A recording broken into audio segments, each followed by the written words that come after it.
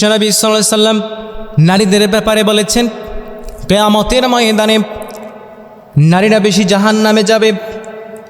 আল্লাহ তাআলা কোরআনে বলেছেন, যারা জান্নাতি নারী হবে, নেককার নারী হবে, তাদের কয়েকটি গুণের কথা বলা হয়েছে। নারীদের অভিভাবক ওই নারীরা নেককার স্ত্রী। নেককার স্ত্রীর কয়েকটি গুণ রয়েছে। এর মধ্যে একটি গুণ হলো, যারা নেককার স্ত্রী হবে, নেককার নারী হবে, তাদের এক নাম্বার গুণ হলো তারা হবে সতীসাধ্যী নারী। নিজের সতীত্বকে নিজে হেফাজত করবে। বিয়ের আগে সে নিজেকে হেফাজতে রাখবে। পরপুরুষের সাথে সে কখনো কথা বলবে না, পরপুরুষের সাথে সে কখনো সম্পর্ক করবে না, সে কখনো অশ্লীলতায় লিপ্ত হবে না। সে বিয়ের আগে অন্য পুরুষের সাথে সম্পর্ক করবে না, নিজের সতীত্ব হেফাজত করবে।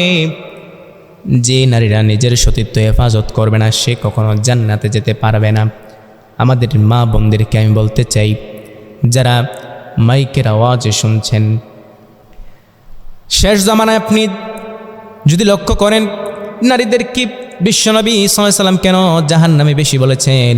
তার কারণ হলো, এখন বর্তমানে বেশিরভাগ নারীরা হচ্ছে দায়ুস। বেশিরভাগ নারীরা দায়ুসের কাতারে পড়বে। তার কারণ বিশ্বনবী সাল্লাল্লাহু আলাইহি সাল্লাম বলেছেন, যে নারী ঘর থেকে বের হবে বেপরদায়, যে নারী ঘর থেকে বের হবে অকারণে, সে হবে দায়ুস। নাউজুবিল্লাহ।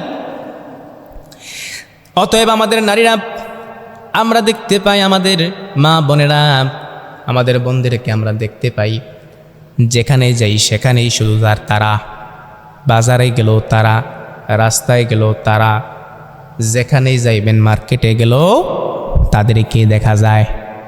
অতএব নারীরা যদি সতীত্বের হেফাজত না করে, তাহলে তারা জান্নাতে যেতে পারবে না। 2 নাম্বার গুণ হল, তারা স্বামীর আনুগত্যশীল হবে।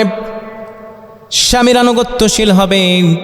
স্বামীর আনুগত্যশীল কেমন বোঝায়? আনুগত্য বলতে কেমন বোঝায়?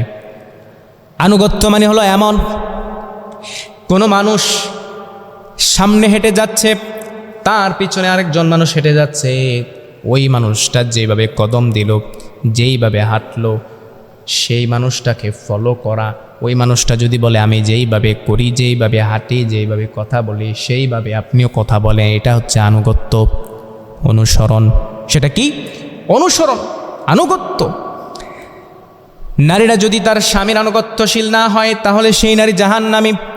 স্বামী যদি বলে আমার জন্য কিছু নিয়ে আসো, যদি সেই নারী না নিয়ে আসে, স্ত্রী যদি না নেয় না, স্ত্রী যদি কোনো তার হুকুমটা না মানে, তাহলে তার আনুগত্য করলো না। স্বামী বলে আমার জন্য একটু সাজসজ্জা করো, স্ত্রী যদি স্বামীর আনুগত্যশীল হয়, তাহলে সে তার স্বামীকে খুশি করার জন্য সাজসজ্জা করবে। আর যদি আনুগত্যশীল না হয়, যদি সাজসজ্জা না করে, স্বামী যদি তার স্ত্রীর প্রতি অসন্তুষ্ট হয়, বিশ্বনবী সাল্লাল্লাহু আলাইহি সাল্লাম বলেছেন, যেই স্বামী স্ত্রীর প্রতি অসন্তুষ্ট হবে, ওই স্ত্রীর প্রতি আল্লাহর ফেরেশতারা তার প্রতি গজব, লানত, তার প্রতি আল্লাহ তাআলার ফেরেশতারা বর্ষণ করে। নাউজুবিল্লাহ। আল্লাহ অসন্তুষ্ট হয়ে যায় যে স্বামী তার স্ত্রীর প্রতি অসন্তুষ্ট হয়। নাউজুবিল্লাহ। 3 নাম্বারে,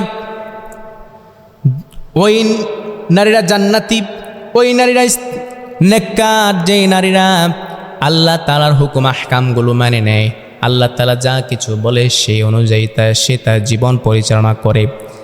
আল্লাহ তাআলার হুকুম আহকামগুলো যদি কোনো নারী মেনে নেয়, তাহলে সে কখনো পর্দা ছাড়তে পারে না, সে কখনো নামাজ ছাড়তে পারে না, তার দ্বারা যে ফরজ বিধানগুলো আছে সেগুলো সে ছাড়বে না।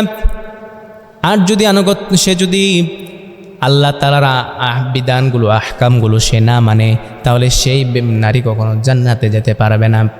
অতএব এই গুণগুলো যদি কোনো নারীর ভিতরে না থাকে, তাহলে সেই নারী কখনো জান্নাতে যেতে পারবে না। অতএব আমি আমার মা বোনদেরকে বলছি, যারা আমার আওয়াজ শুনতেছেন, আপনারা আপনাদের সতীত্বের হেফাজত করুন, স্বামীর আনুগত্য করুন, আল্লাহ তাআলার হুকুম আহকামগুলো মানুন। আপনাকে আল্লাহ তাআলা সরাসরি জান্নাতে হিসেবে কবুল করে নেবেন। সুবহানাল্লাহ।